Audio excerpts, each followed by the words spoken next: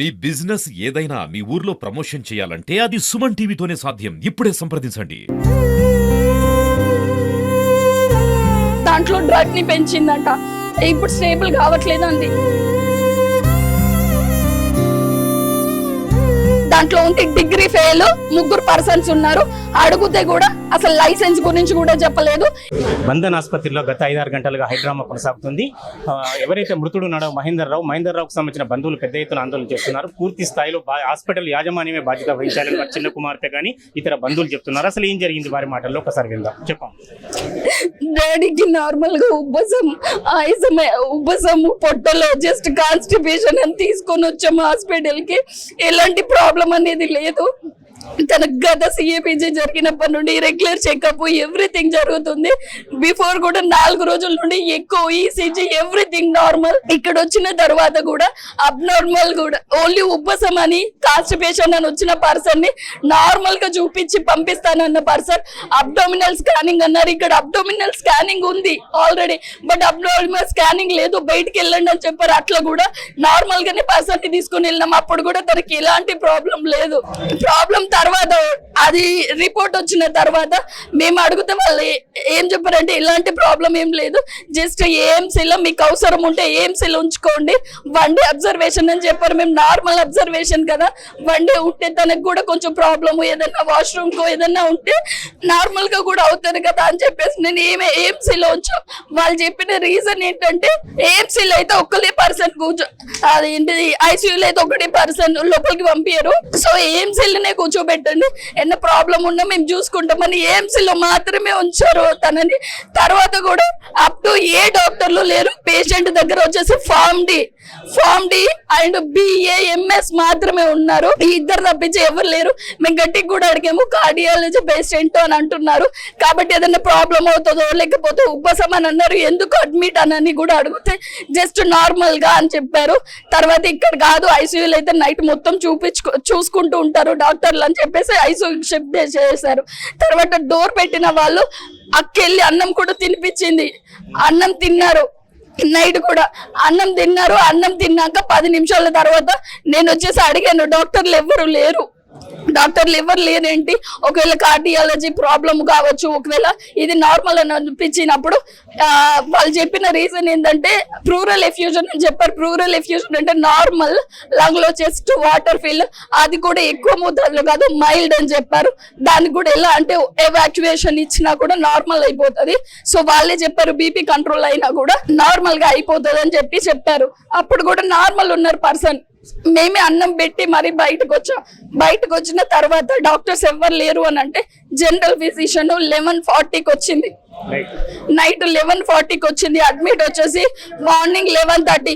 అది కూడా మేము గట్టిగా అడిగితే మీరు అసలు రావద్దు అని చెప్పేసి 11:40 నైట్ ఒక జనరల్ ఫిజిషియన్ వచ్చి తనంది లోపలికి వెళ్ళి చూసేసి వస్తా, మీకు ఒకవేళ ఇంట్రెస్ట్ లేకపోతే మీకు ఉండాలనిపించకపోతే వెళ్ళిపోండి అని చెప్పింది. నేను ఆల్రెడీ తన మాట మీద నమ్మకం లేదు. నేను ఆల్రెడీ అడిగాను ఎవరెవరు ఉన్నారు ఇక్కడ అని. పల్మోనాలజిస్ట్ ఇప్పుడు వస్తారా, వస్తే ప్లూరల్ ఎఫ్యూజన్ అని క్లియర్ అయితే, లేకపోతే వద్దు అని కూడా చెప్పాను. చెప్తే ప్లూరల్ ఎఫ్యూజన్ ఇప్పుడు కాదు మార్నింగ్ వస్తారు పల్మోనాలజిస్ట్ అని చెప్పారు. మార్నింగ్ అంటే మీనింగ్ ఏంటి, ఇంకా టైం పడుతుంది కదా. సరే అప్పటి వరకు ఎస్ఓబి ఏదైనా ప్రాబ్లం వస్తే మాకు ప్రాబ్లం అవుతుంది అని చెప్పేసి నార్మల్ గా ఉన్నారమ్మా, ఎందుకంత టెన్షన్, నార్మల్ గా ఏఎంసీ అని అన్నారు. అట్లాంటి పర్సన్ 1 నిమిషం చూసి వస్తానని చెప్పి లోపలికి వెళ్ళి మొత్తం ఐసీయూ డోర్ లాక్ వేసుకున్నారు. 1.5 అవర్ 1 అవర్ 11 మినిట్స్ మేము నోట్ చేసుకున్నాం. 1 అవర్ 11 మినిట్స్ లోపల నుండి ఐసీయూ నుండి వాళ్ళు డోర్ లాక్ వేసుకొని బయటికి రాలేదు. సో నేను ఆల్రెడీ కొట్టాను, అడిగాను పోవాలని అనుకుంటే ఏంటి అన్నాడు. అసలు మీరెవరు అంటే నువ్వెవరు అని నన్ను ప్రశ్నించి చాలా చెండగా మాట్లాడాడు. తర్వాత డాక్టర్ ఈఎన్టీ అండ్ ఇంకోటి ఆర్థో ఫిజిషియన్, వాళ్ళకి అసలు సంబంధం కూడా లేదు, బట్ వాళ్ళిద్దరు మాత్రమే ఉన్నారు నైట్. ప్రాపర్ మెడికేషన్ లేదు. సో వాళ్ళు ఏమన్నారంటే తను లోపలికి వెళ్ళి వచ్చినాక 1.5 అవర్, అదే ఆ 1 అవర్ 11 మినిట్స్ తర్వాత తను ఏం చెప్పిందంటే ఎక్యుబేషన్ పెట్టాము అన్నారు. ఎక్యుబేషన్ సెడేషన్ చేసాము అన్నారు. సెడేషన్ అంటే బాడీ మొత్తం టోటల్ అనస్థేషియా, ఎక్యుబేషన్ అంటే సర్జరీ టైంలో వేసేది మొత్తం. అలాంటి ట్యూబ్స్ ఎవ్రీథింగ్ పెట్టి కరెక్ట్ ఒక అరగంట ముందు మంచిగా అన్నం తిని మాతోడు మాట్లాడిన పర్సన్ 1/2 అవర్ కూడా కాలేదు. అట్లీస్ట్ 15 minutes మీరు నోట్ చేసుకోండి. వెళ్ళేసి వస్తా అన్న పర్సన్ లోపల పోయి సాచురేషన్ పడిపోయింది, నేను అందుకని ఎక్యుబేషన్ ఇచ్చాను. వితౌట్ పేషెంట్ ఇన్ఫర్మేషన్ మాకు ఇవ్వకుండా తను ఎలా ఎక్యుబేషన్ పెడుతుంది మాకు అసలు చెప్పాలి కదా. ఎవరికి ఇన్ఫార్మ్ కూడా చేయలేదు జనరల్ ఫిజిషియన్.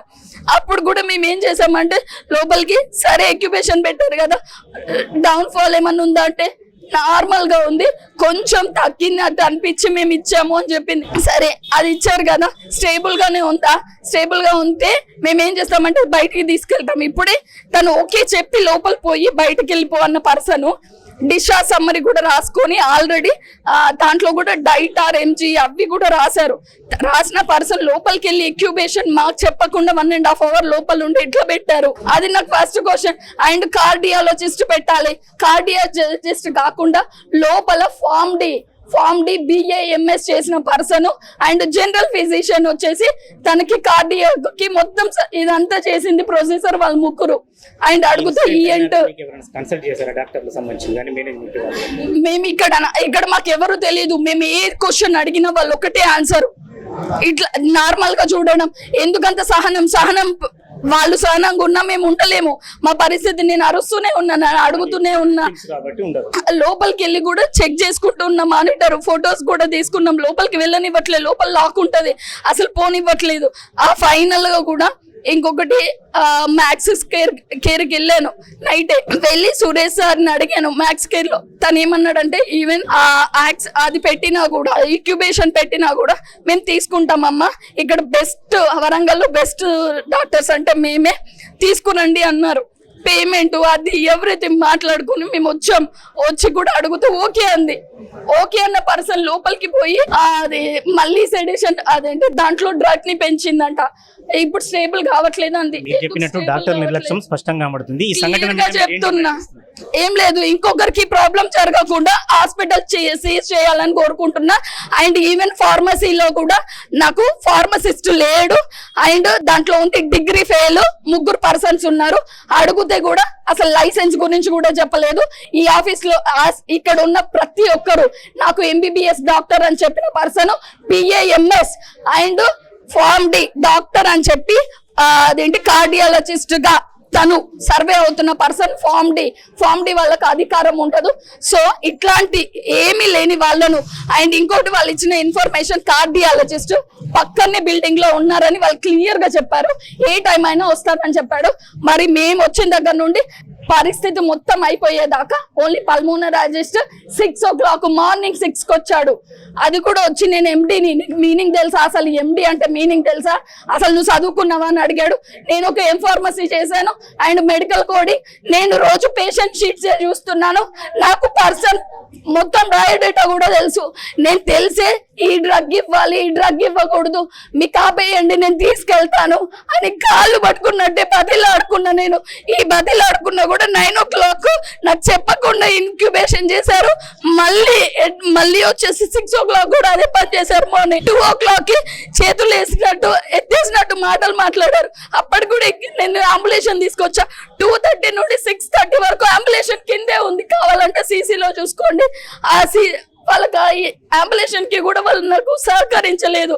పెరుగుతుంది తగ్గుతుంది అని చెప్పారు, నాతో ఆటలు ఆడుకున్నారు. రూమ్ లో ఉంచి ఆల్రెడీ పడిపోయిన పర్సన్ ని కూడా వాళ్ళే పెంచారు, వాళ్ళే తగ్గించారు. ఇంకా ఉంది అన్నారు. నేను ఉంది కొట్టుకుంటుంది కదా, నార్మల్ ఉంది కదా, అట్లా కూడా ఆగాము. కానీ లాస్ట్ కి అసలు ఏమీ చెప్పకుండా ఈకో ప్రింట్ అవుట్ తీసుకొని పోలీసులకు ఇన్ఫార్మ్ చేసుకున్నారు. ఎందుకదన్నా ప్రాబ్లం అయితే వాళ్ళకి రావద్దు అని చెప్పేసి పోలీసులకు వాళ్ళు ఇన్ఫార్మ్ చేసుకున్నారు. ఎలా అంటే మేమేమన్నా గొడవ చేస్తే ప్రాబ్లం కావద్దని వాళ్ళని తీసుకొచ్చుకున్నారు. ప్లాన్డ్ గా చేస్తున్నారు. ఇక్కడ ఈవెన్ డైరెక్ట్ మర్డరే చేస్తున్నారు. ఈ హాస్పిటల్ కి ఎవ్వరు రాకండి. అండ్ 1 more thing, ఈ హాస్పిటల్ సీజ్ చేసేదాకా వదలొద్దు.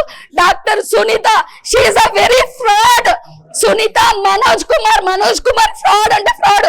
వాడు జైన్ చేసిన దగ్గర నుండి చనిపోయి నాకు వచ్చాడు పొద్దున 6 గంటలకు. అప్పటి వరకు వాడు అసలు ఎలాంటి ప్రాబ్లం అసలు ఏం చెయ్యలేదు, సహాయం కూడా. అట్లాంటి వాళ్ళని అసలు డాక్టర్ షీట్ ఇచ్చే వేస్ట్, ఈ హాస్పిటలే వేస్ట్. నాకు నాకు చేయాల్సిన న్యాయం ఏంటంటే ఈ హాస్పిటల్ కి ఎవరు రాకూడదు అండ్ సీజ్ చేయాలి, ఇంకొకరికి ఎలాంటి ప్రాబ్లం జరగదు. ఇట్లా దాంట్లో డ్రగ్ ని పెంచిందంట, ఇప్పుడు స్టేబుల్ కావట్లేదు అంది. దాంట్లో ఉంటే డిగ్రీ ఫెయిల్ 3 పర్సన్స్ ఉన్నారు. అడిగితే కూడా అసలు లైసెన్స్ గురించి కూడా చెప్పలేదు.